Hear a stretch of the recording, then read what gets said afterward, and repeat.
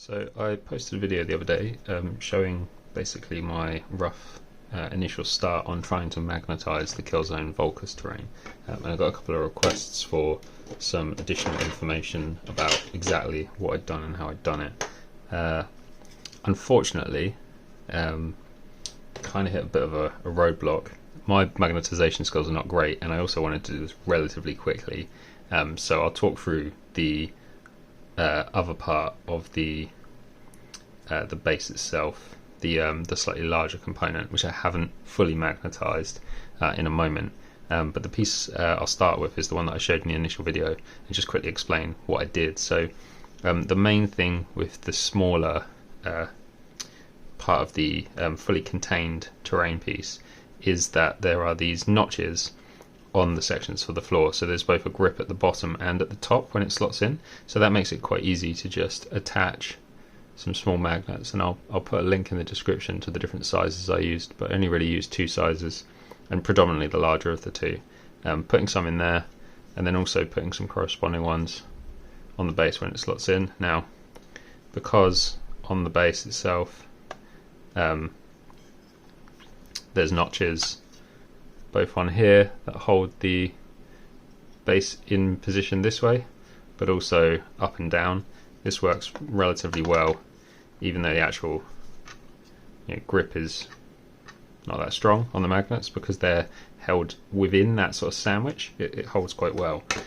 Same goes for the other side as well. So again, sort of slotting in, you've got notches here and here on this piece that hold it in sideways, and then again you've got the notches at the top and the bottom that keep everything contained. So by the time you've done that and put this in at this side as well, if I just wedge it in here quick, actually at that point everything's pretty well held together, and so even if it's not perfectly flush, it's pretty sturdy.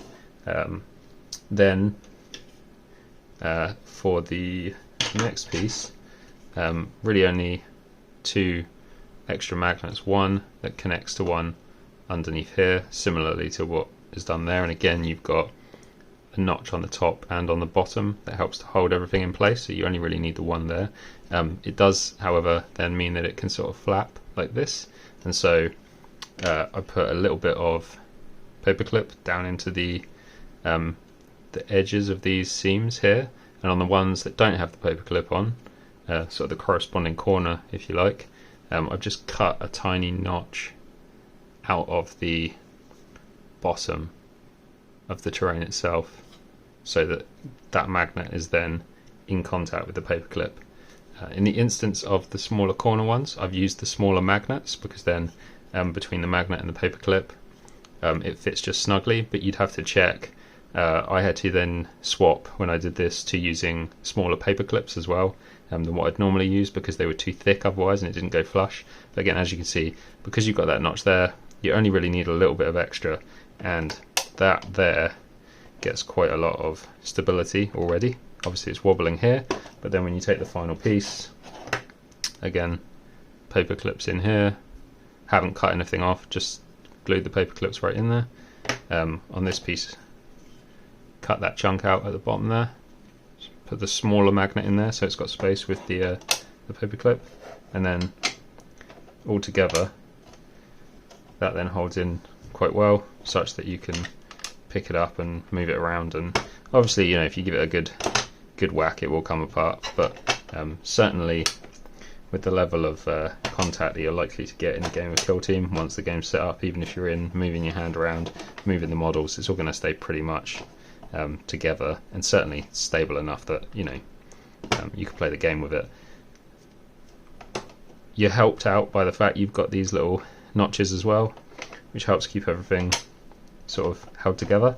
So this one was relatively easy to do. I wasn't going to be drilling holes or anything to try and fit magnets inside. I really just wanted this to be something where I could just glue them on. You can't really see them in the corners at this point, and everything's kind of tucked away underneath or out of sight. Probably the most conspicuous thing is there is a little bit of an exposed seam here because it's not glued, but fundamentally I was really happy with this. Now, the reason I wanted it like this is because I wanted it to be sort of collapsible down so that I could store it nice and easy, get it all flat.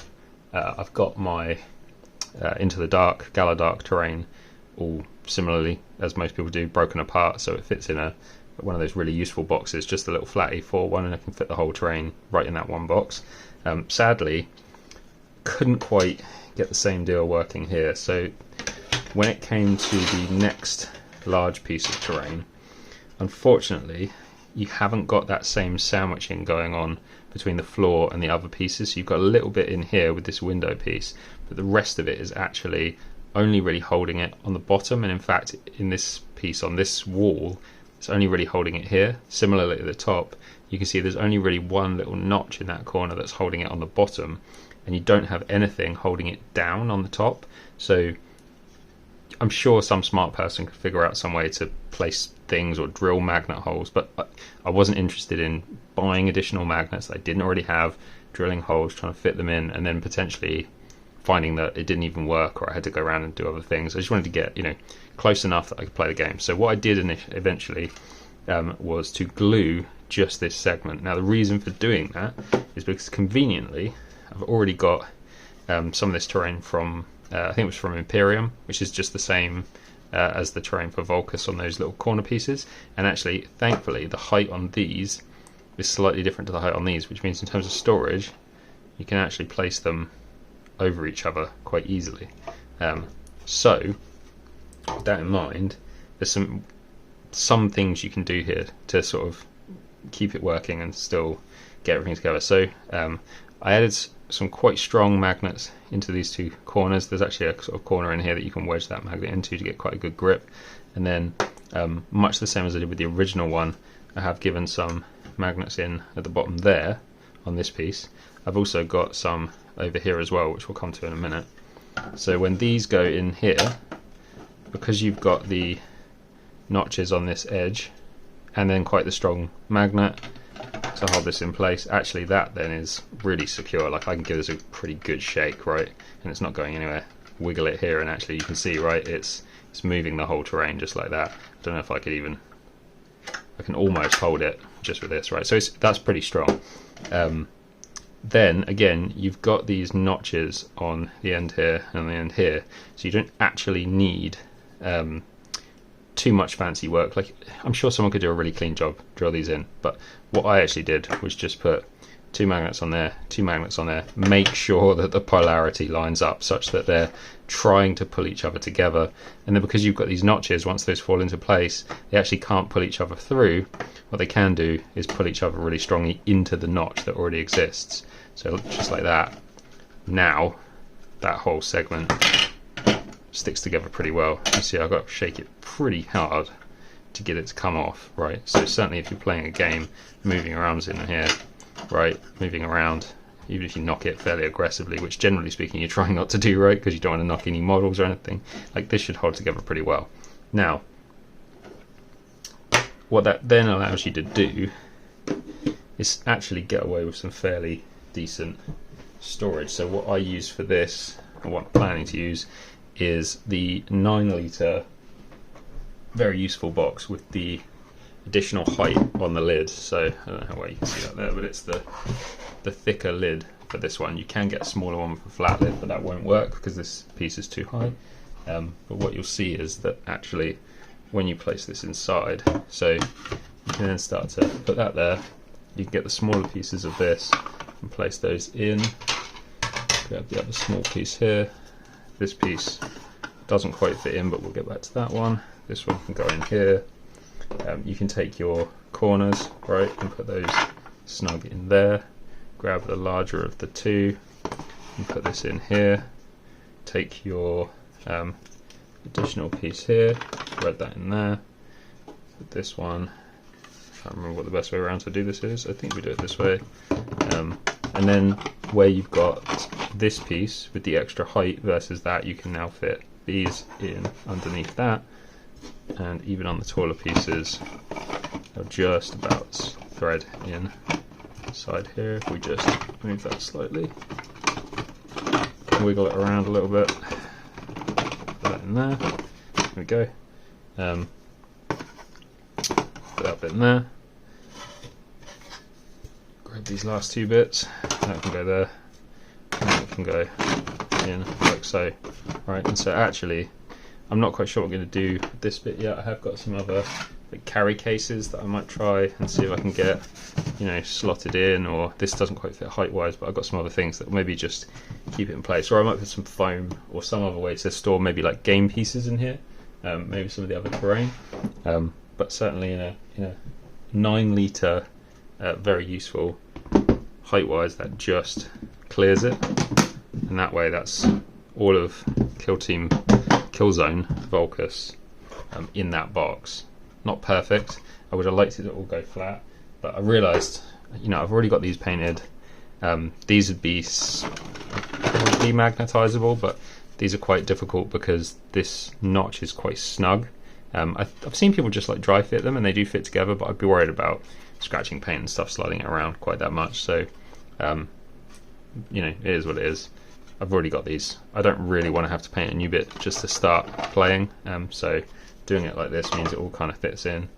So just to reiterate, this base bit fits into the smaller enclosed section. I can't remember, it's got a specific name, hasn't it now? Anyway, point being, it slots into those edges and they've got grip on top and on the bottom, so with just a couple of magnets that holds it in place really well, just like that. On this one, the same is not true, but you can still, because you've got these notches on the components on the edge, still get it to fit in quite tightly together, and that way, you know, better than nothing, I guess. I was hoping that the whole thing would be collapsible, but ultimately I think this is a compromise I'm willing to live with, and you know, it clicks together strongly enough that, you know, if we put this bit back in here, you know, that's fine, right? I think I could probably even put a model on top of that and it would hold just like this, right? By the time you put the second piece on, you know, you're golden at that point. It's really good. So not perfect, but if you want just like a really simple, no hole drilling, no nothing, in fact, let me just show. So on the pieces where, so we've got obviously the paper clip in that corner, which corresponds to, let's find an example. Is that the one? Yeah, so you can see here, let's do a close-up, right?